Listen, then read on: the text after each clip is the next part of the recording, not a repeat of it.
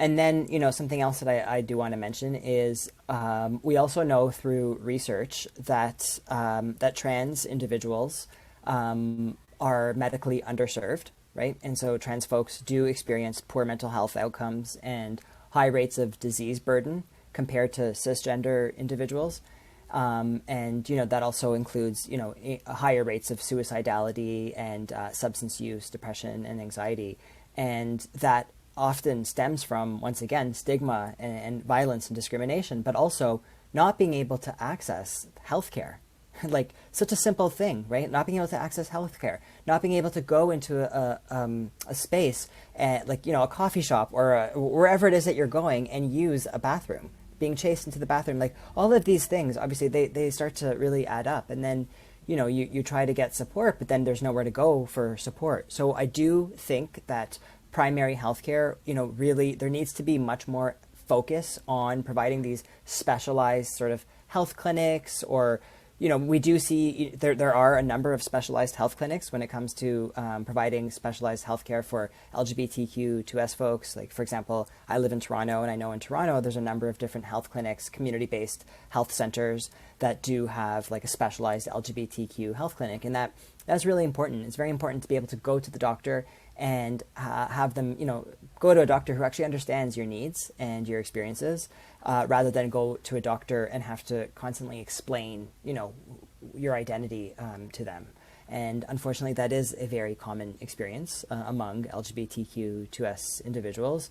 It's like you end up in the emerge, and you're there for you have an X-ray, okay, of your ankle, and then the technician finds out that you're trans or whatever. You come out to them. And then all of a sudden, this X-ray, you're bombarded with questions about your transition, about medical transition, about coming out. And it's like, wait, that's not why I have it's my ankle, actually. It's nothing to do with me being trans. And so I think that is that lack of education and understanding. But if we have more specialized clinics, more education and understanding in these areas, then we can reduce some of these issues that people experience when they're just trying to get support. So I'm wondering, where would you direct people if they want to know more, and they perhaps are going about it in the wrong way by asking individuals, if you're a doctor and somebody comes in, they do have a broken ankle, and they disclose to you that they're trans, and you want to learn more, and perhaps asking that person to be your encyclopedia is not the best choice at that moment. But where should they go? Where can they go to learn more, to educate themselves? Mm-hmm. Yeah, I think that's an excellent question, and you're absolutely right. It's like it should never be up to the patient or to the client to educate the provider about their identity, or about like to give them like an LGBTQ2S like 101. That should never be put on them, and unfortunately that is the case. Oftentimes, way too often. And so I think, especially today, there are so many great resources available online, free, online resources, really educational, books and workshops and forums. And so there are, in most communities, I would say, there will be some sort of a specialized program or somewhere nearby. And so whether that be like a community center, or it might be a community center or just a specialized program for LGBTQ individuals.